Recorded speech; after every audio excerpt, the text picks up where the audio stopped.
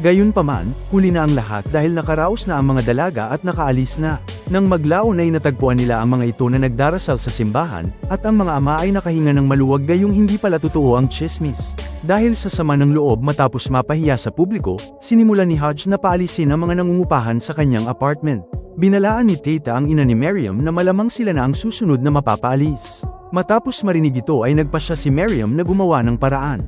Habang suot lamang ang kanyang belo ay tumungo ang dalaga sa bahay ni Hodge. Nang tanungin ni Hodge kung ano ang sadya niya ay biglang hinubad ni Miriam ang kanyang saplot, at handa na siyang ibigay ang sarili sa matanda. Natulala ang matanda nang bumungad sa kanyang harapan ang matagal na niyang inaasam-asam. Gayunpaman, hindi niya kinaya ang excitement, dahilan para bumigay ang kanyang puso at tuluyang bawian ang buhay. Agad isinuot ni Miriam ang kanyang belo at nagmadaling umalis.